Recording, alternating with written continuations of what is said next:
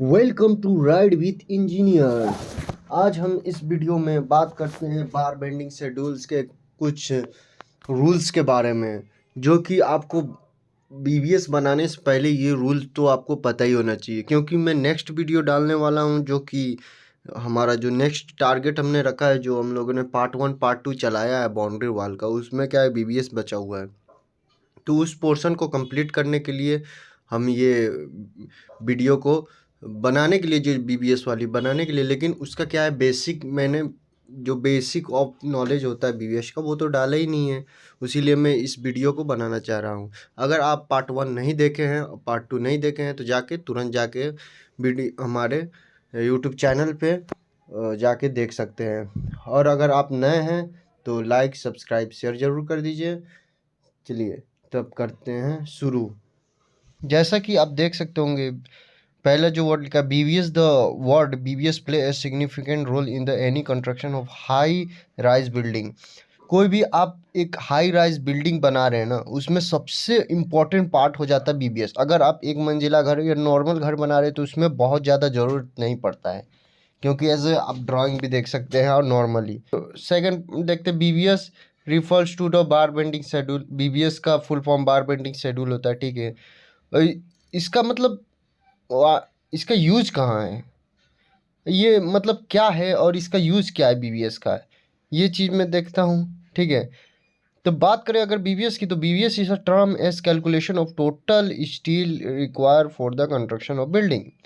मतलब बीबीएस क्या होता है, बीबीएस एक ऐसा साधन है, एक एक ऐसा डॉक्यूमेंट्स है जिसे हमको बनाने के बाद हमें इतना पता चल जाएगा कि कितना हमारा सरिया इस पूरे बिल्डिंग में लगा है। यानी 10 का सरिया इतना केजी लगा है या इतना टन लगा हुआ है, 12 का सरिया इतना टन लगा हुआ है, 16 का सरिया इतना टन लगा हुआ है।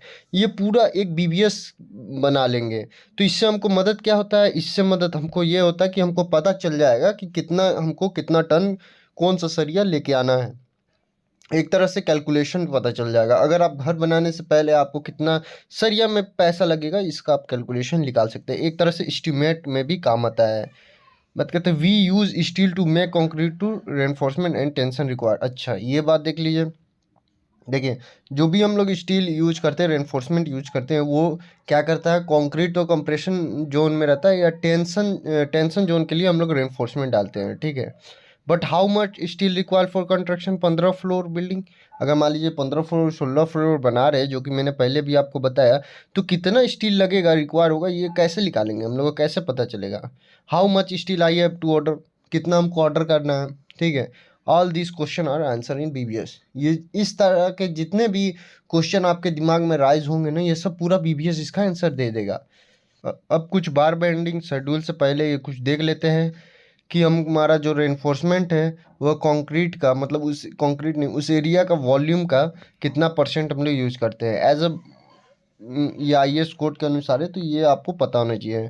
पहले बात करें हम लोग स्लैब के लिए, 1% of total volume of concrete. जितने भी कंक्रीट हम लोग यूज करेंगे या उस सेक्शन का, उस एरिया या उस वॉल्यूम का, जो कंक्रीट हम लोग मान लीजिए स्लैब है 8 मीटर बाई 4 मीटर का, तो हमारा कितना इसमें कंक्रीट लगेगा, जितना कंक्रीट लगेगा, यानी इसका कंक्रीट का वॉल्यूम का ओनली 1% जो है सरिया हम लोग यूज करेंगे, ठीक है।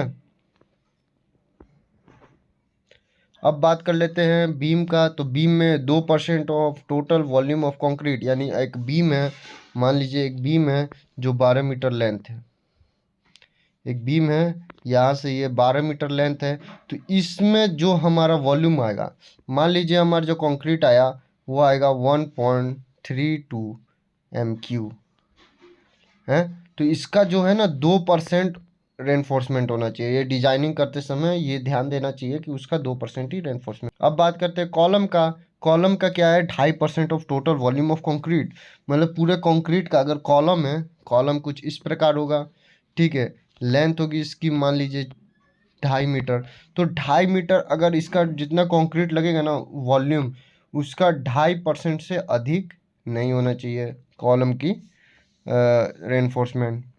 अब बात कर लेते हैं यही चीज़ फुटिंग में। तो 0.8% of total volume of concrete, footing में 0.8% से अधिक नहीं होना चाहिए, ठीक। अब देख लेते हैं बार बेंडिंग शेड्यूल। तो before dealing with the BBS it is very important to learn the basic of bar bending schedule.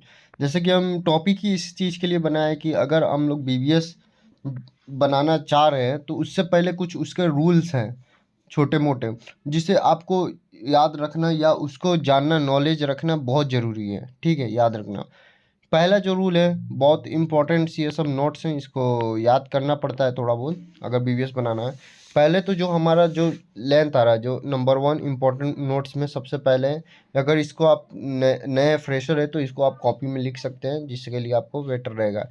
Standard length of बार, मतलब जो बार हम लोग यूज़ करेंगे साइड पे, वो क्या होता है 12 मीटर का, यानी 40 फीट का।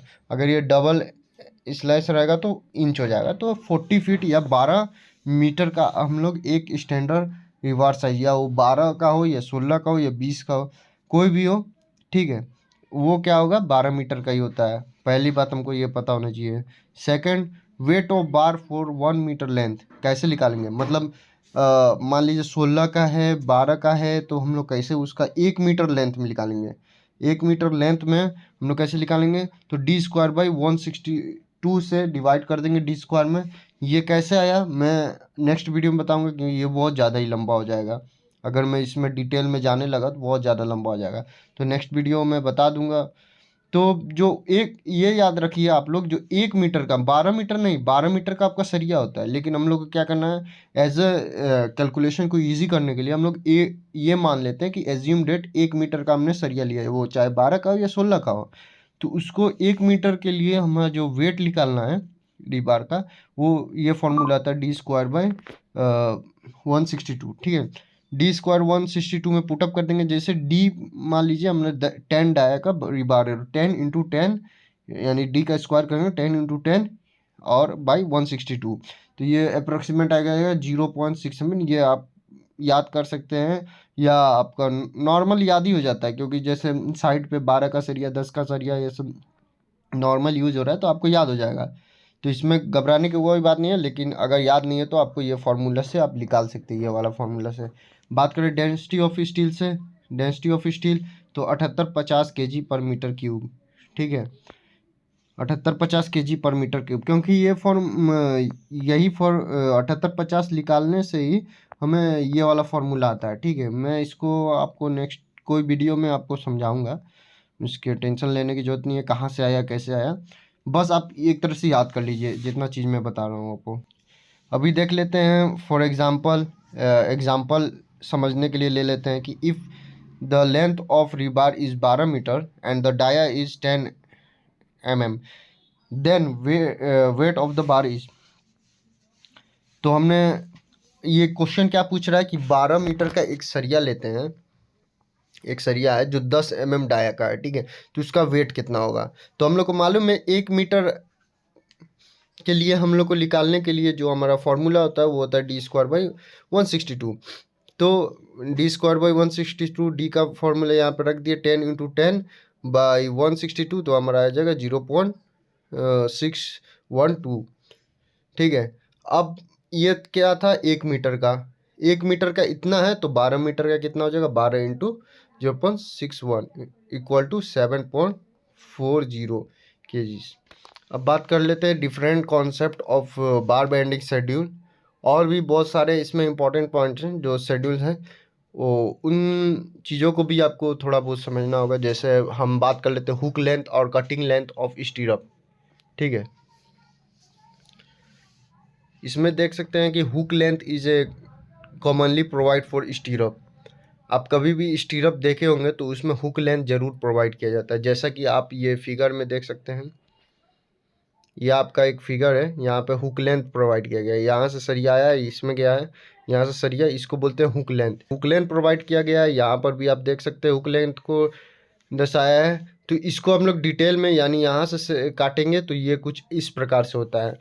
तो हुक लेंथ क्या होता है फॉर्मूला, हुक लेंथ जो होता है 9D, D is the dia of bar. But generally हम लोग क्या करते हैं कैलकुलेशन को इजी करने के लिए, जैसे हम लोग आपको पता होगा वहाँ पे निकालते हैं केजी को न्यूटन में चेंज करने के लिए 9.81 लेते हैं, लेकिन बहुत जगह पे हम लोग 10 कर देते हैं, 9.81 को 10 कर देते हैं। आपको पता होना चाहिए फिजिक्स वगैरह में। तो इसी प्रकार इसमें हम लोग क्या करते हैं, 9D को क्या कर देते हैं, 10D कर देते हैं। क्योंकि 1D अगर मान लीजिए 10 mm भी इधर उधर होता है तो कोई दिक्कत नहीं है, 10 mm कोई बहुत ज़्यादा नहीं होता है, ठीक है। तो 10D मान लेते हैं क्योंकि कैलकुलेशन हमारा हो जाता है ईजी। अगर आप 9D से भी निकालेंगे तो कोई उसमें प्रॉब्लम की बात नहीं है, लेकिन जनरली साइड पे जो है कि 10D हम लोग, क्योंकि दिमाग में भी कैलकुलेशन करना रहता है मेरे भाई। अगर आपसे लेबर आके मांग दिया तो आप 9D फार्मूला लगाएंगे तो थोड़ा 9D कैलकुलेशन करने में थोड़ा हार्ड होता है, ठीक है। बट वही 10D रहेगा तो आपको समझ में आ जाएगा, ठीक है। अब इसमें आप फिगर में देख सकते हैं, ये फिगर है 10D एक्चुअली में कैसे आया। ये आपका फिगर है, आप इसमें देख सकते हैं कि 10D कैसे आया। जो 1 से 2 तक जाएंगे तो 4D, ठीक है। और 2 से 3 तक जाएंगे तो ये आएगा D, ठीक है। और यहाँ पे 3 to 4 ये आएगा 4D। तो टोटल हो जाता है 9D। बट कहीं कहीं पे क्या होता है कि ये वाला पोर्शन हम लोग 1D लेते हैं, इसी को हम लोग 2D मान लेते हैं, तो वो ये हो जाता है 10D, ठीक है। इसमें कोई प्रॉब्लम वाली बात नहीं है, ठीक है। अब भाई लोग हम लोग एग्जाम्पल देख लेते हैं। तो एग्जाम्पल में बात करें, calculation consider stirrup with the hook at end, मतलब हुक एंड एंड है। तो कैसे कैलकुलेशन निकालें, जैसे कि आप फिगर में देख सकते हैं, इसमें स्टीरअप में जो हमारा 2 हुक है, डबल हुक वाला स्टीरअप है, आप देख पा रहे होंगे। एक हुक आपका यहाँ से ऐसे गया है, फिर ये ऊपर से आके एक ऐसे गया है। तो यहाँ पर फिगर में देख सकते हैं, एक ऐसे आया है ऐसे करके, और एक ऐसे करके आया, मतलब ये एक ये वाला पोर्शन है ये, और एक ये जो एरो एरो दिखा रहा होगा, एरो 2 एरो गया है, तो ये दोनों हुक हैं, ठीक है। तो इसमें क्या करेंगे, टोटल कैलकुलेटिंग लेंथ का सॉरी टोटल कटिंग लेंथ कैसे निकालेंगे। Total cutting length of stirrup और tie bar is equal to total length of bar. पहले बार का लेंथ कितना रहेगा, बार का लेंथ मान लीजिए L है, तो L+2 इंटू हुक लेंथ, ठीक है। अभी ये भाई स्टीरअप का लेंथ कैसे निकालते हैं, लेंथ ऑफ रिबार, ये मैं आपको जो बाउंड्री वाल वाला वीडियो डालूंगा मैं, बाउंड्री वाल का BBS, उसमें आपको पूरा क्लियरली समझ में आ जाएगा। इसमें क्या आपको कॉन्सेप्ट सिर्फ समझा रहे हैं, उसमें अगर मैं करके दिखाऊंगा जब एग्जाम्पल, तो आपको बिल्कुल दम दिमाग में छप जाएगा, आप उसके बाद कोई वीडियो देखने की जरूरत ही नहीं पड़ेगी, ठीक है। तो ये बेसिक रूल्स है, बेसिक रूल्स आप समझ जाइए। बेसिक रूल्स को थोड़ा बहुत याद करना पड़ता है, और उसके बाद आप बाउंड्री वॉल का हमारा जो थर्ड पार्ट निकलेगा जो वीडियो, उसको आप जरूर जाके देखिए तो बेटर रहेगा। अब इसमें क्या है, टोटल लेंथ ऑफ रिबार ले लेते हैं, जो एज्यूम कर लेते हैं L है, +2 into hook length. Hook length जैसे कि हमने आपको बताया है ऊपर कि 9D जो है हमारा हुक लेंथ होता है, बट एज्यूम करके जनरली हम लोग 10D लेते हैं, इसीलिए 2 इंटू 10D को पुटअप कर देंगे तो टोटल हमारा जाएगा L+20D। देख लेते हैं भाई बैंड लेंथ कैसे निकालें। दूसरा एक तो हम लोग देख लिए स्टीरअप वाला, अब देख लेते हैं हुक लेंथ देख लिया हूँ, अब देख लेता हूँ बैंड लेंथ। मतलब अगर बैंड है, जैसे आप स्लैब वगैरह किए होंगे तो आपको पता होगा, ये जैसे कि आप फिगर में देख पा रहे होंगे, इस तरह से हम लोग क्रैंक बार देते हैं, क्रैंक बार, ठीक है। इसी प्रकार इसका लेंथ कैसे निकालेंगे, ठीक है। तो चलिए अब वीडियो में दिखाते हैं। तो द बैंड लेंथ आप एक चीज़ और देखिए, बैंड लेंथ आपको स्लैब में भी दिया जाता है, और बैंड लेंथ जो होता है हमारा इसमें भी रहता है, क्या नाम है, स्टीरअप में नहीं, हर एक जगह अगर कहीं पर भी आपने जो हम सरिया को बैंड करेंगे तो हमारा हमेशा लेंथ बढ़ जाता है, ठीक है। तो उसको माइनस करना पड़ता है, तो वही हो गया बैंड लेंथ।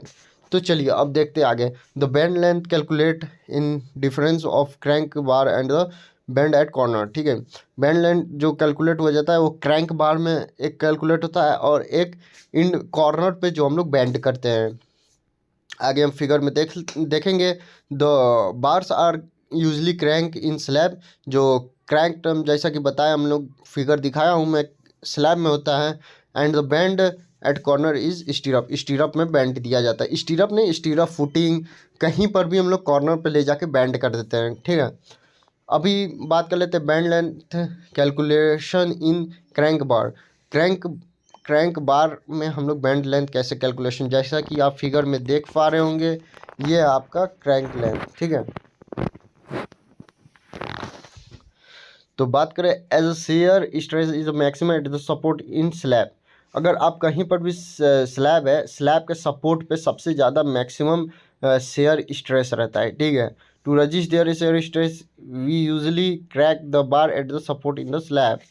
तो जो हमारा दीवार है यानी रेनफोर्समेंट है, उसको क्या करते हैं, वहाँ पे क्रैंक करते हैं जहाँ पे उसमें मैक्सिमम शेयर स्ट्रेस रहता है। जैसे कि आप देखेंगे कभी भी आप साइड पे जाएंगे तो ये आपका स्लैब है, ठीक है, ये स्लैब है, ये बीम है और यहाँ से सरिया गया है ना, तो इसको क्या करते हैं, ऐसे उठा के और फिर बीम में बांधते हैं, क्योंकि यहाँ पे ये जो कॉर्नर होता है ना, यहाँ पे हो जाता है बेंडिंग मोमेंट प्लस में, बेंडिंग मोमेंट हमारा प्लस में हो जाता है, इस पोर्शन में बेंडिंग मोमेंट प्लस में हो जाता है। अगर आप बेंडिंग मोमेंट डायग्राम पढ़े होंगे तो आपको इतना पता होगा कि यहाँ पे बेंडिंग मोमेंट हमारा प्लस में हो जाता है, जिसके कारण ये हमें क्रैंक बार की ज़रूरत पड़ती है, क्योंकि ये जैसे स्लैब के बॉटम में, ये मान लीजिए स्लैब, एज्यूम करिए कि स्लैब हमारा ये है, ये बॉटम पोर्शन ऑफ स्लैब है और ये टॉप है जो कि कंक्रीट होने के बाद है।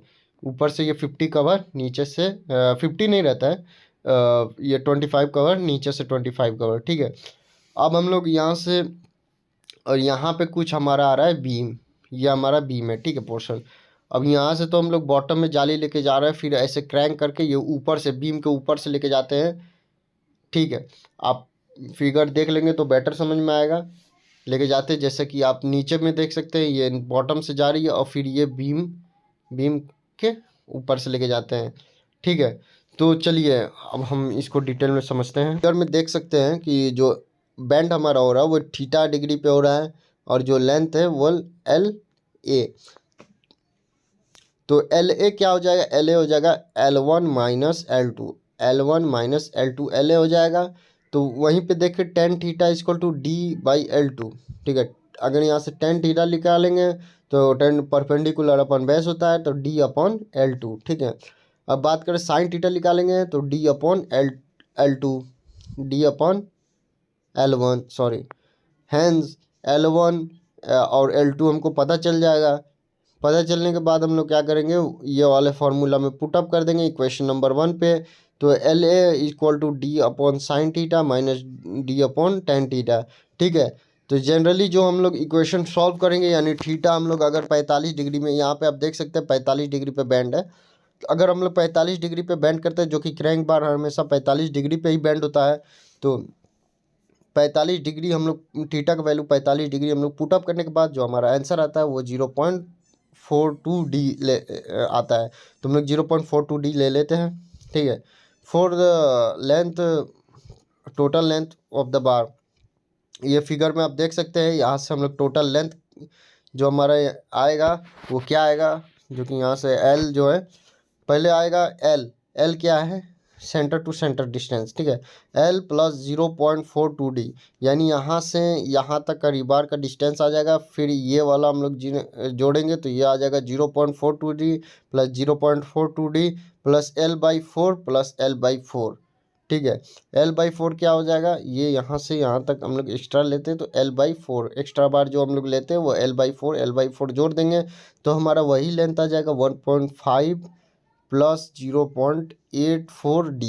तो बात कर लेते हैं, लेकिन ये जो डी आ रहा है, डी एक्चुअली में निकालेंगे कैसे, क्योंकि आप यहाँ पे देख सकते हो डी तो कहीं है ही नहीं। ये जो डी आपको डिनोट हो रहा है ये कैसे निकालेंगे, तो डी निकालने का फॉर्मूला है डेप्थ ऑफ स्लैब, मतलब हमारा डेप्थ ऑफ स्लैब, डेप्थ कितना है, 150 होगा या तो 125, ठीक है। 150 या तो 125 का स्लैब है, तो माइनस टॉप कवर जो कि 25 mm रहता है, बॉटम कवर 25 mm, तो हमारा डी का वैल्यू निकल जाए। बात हम लोग बात करें bent length calculation when bar are bend at corner. अगर हम लोग बात करें बेंड लेंथ कैलकुलेशन कैसे निकालेंगे, जबकि बार का कोना, ये जो हमारे देखो ये वाला पोर्शन जो हमारा है ना, ये कोना हो गया, ये कोना 1 2 3 4, इसको कोना कहेंगे, क्योंकि ये हमारा सरिया आ रहा है फिर ऐसे इंड हो रहा है, तो ये कोना हो गया, फिर ये सरिया गया, फिर ये, फिर एक कोना, फिर ऐसे हुआ, तो 1 2 3 4, 4 कोना हो गया, ठीक है। तो इसमें हम लोग कैसे निकालेंगे, चलिए अब बात करें। अगर हम लोग का बैंड 45 डिग्री पे हो रहा है, याद रखें 45 डिग्री मतलब आपका कुछ ऐसे आ रहा है और ऐसे बेंड हो रहा है, तो ये हमारा होगा 45 डिग्री। तो 1D माइनस करते हैं, ठीक है। अगर 90 डिग्री पे बेंड हो रहा है, 90 डिग्री क्या होगा, ऐसे आएगा कुछ, ऐसे यहाँ जो एंगल बनेगा वो 90 डिग्री बनेगा, तो होगा 2D। ठीक है, 135 पे बेंड होगा ऐसा कुछ करके, तो 135, तो ये होगा 3D। और D dia of bar, D जहाँ पे डाया ऑफ बार, अगर हम लोग 8 का सरिया है तो 8D है, मतलब 8 का सरिया है तो 8 हो जाएगा। इसी तरह आप देख सकते हैं कि पर 45 डिग्री पे एक 1D माइनस करते हैं। ठीक है, इतना। अब देख लेते हैं कुछ example, calculate considering stirrup with the bend at corner. Figure आपने देख लिया था, देयर आर 3 बैंड, फिगर में 3 बैंड है विच आर 90 डिग्री बैंड। आपने जो फिगर देखा था इससे पहले, जो ये वाला फिगर है, इसमें 3 बैंड है और सब 90 डिग्री पे बैंड है। ठीक है, अब क्या करेंगे, एंड 2 हुक्स आर बैंड। अब इसमें देख सकते हैं यहाँ पर 2 हुक्स आपको दिख रहा होगा, ये 2 हुक्स है जो कि आपको लिखा भी है। 2 हुक्स बैंड 135 डिग्री और अपना 3 band 90 degree. Total band length कितना हो जाएगा, 3 इंटू 90, बैंड लेंथ हो जाएगा प्लस 2 इंटू 135। ठीक है, तो क्या हो जाएगा 3 इंटू 2D, क्योंकि 90 डिग्री है तो हमारा 90 डिग्री में 2D हो जाता है, प्लस 2 इंटू 3D जो कि 135 डिग्री पे बेंड है, इसलिए 3D लेंगे, इक्वल टू हमारा जो आंसर आ जाएगा 12D। तो 12D जो हमारा 8 का सरिया अगर यूज़ कर रहे हैं तो आ जाएगा 12 into 8 into equal to 96 mm। ठीक है, इतने लंबा हम लोग, इतने लेंथ का हम लोग स्टीरिप का हमारा सरिया रहेगा ये। ठीक है, अब बात कर लेते हैं ओवरलैप या लैप लेंथ इन रेनफोर्समेंट। जो तीसरा हमारा पॉइंट आता है कि कहीं पर भी अब भाई मान लीजिए आपका कॉलम जो है 12 मीटर से अधिक जा रहा है, क्योंकि भाई हमारा तो बड़ा होगा लेकिन कॉलम में हम लोग 6 मीटर का सरिया डालते हैं। जैसे फुटिंग ही है, एज्यूम डेट फुटिंग जो हमारा है वो 12 मीटर से अधिक है, तो उसमें लैप लेंथ का तो हमको ज़रूरत पड़ेगा, तो उसका भी कैलकुलेशन करना पड़ता है मेरे भाई। तो ओवर लैप लेंथ और lap length in reinforcement, the standard length of rebar is 12 metre. जैसा कि हमने बता दिया आपको, स्टैंडर्ड जो रिबार का लेंथ होता है वो 12 मीटर का होता है। Suppose the height of the column is 20 metre. जैसा कि हमने आपको अभी बताया कि अगर हम लोग एज्यूम कर लेते हैं कि कॉलम का लेंथ जो है, हाइट है वो 20 मीटर है, तो हमारे जो कॉलम में देखो 12 मीटर प्लस 8 मीटर क्या हो जाएगा 20 मीटर। तो 20 मीटर में क्या करेंगे, 8 मीटर हमको और जोड़ना है, तो जोड़ने के लिए हम लोग क्या करेंगे, लैप देंगे। तो लैप देंगे, ओवरलैपिंग जो देंगे हम लोग वो कितना देंगे, इस चीज़ का भी हम लोग कैलकुलेशन बात कर लेते हैं। तो बात करें, अगर हमारा कंप्रेशन मेंबर है यानी कॉलम है या कंप्रेसिव लोड में है तो हमारा 50D। ठीक है, अगर वही टेंशन मेंबर, जैसे कि बात करें बीम, बीम के लिए 40D। ठीक है, बीम हो गया, स्लैब हो गया, स्लैब के लिए 40D। ठीक है, और ये जो ओवरलैपिंग है ये आपके साइड जो डिजाइनर के ऊपर भी डिपेंड करता है, क्योंकि हर एक ड्राइंग के किनारे में आपको बता दिया जाता है कि 50D लेना है कि 40D लेना है या 46D लेना है, ये डिजाइनर के ऊपर डिपेंड करता है। जनरली हम लोग 50D, दोनों को भी 50D लेके चलते हैं। अगर आपको डिजाइनर नहीं दिया है तो अपने दिमाग नहीं लगाना है, दोनों को 50D लेके चलना है। अगर वीडियो आपको अच्छा, थोड़ा सा भी अच्छा लगा हो तो लाइक सब्सक्राइब शेयर ज़रूर कर लीजिए।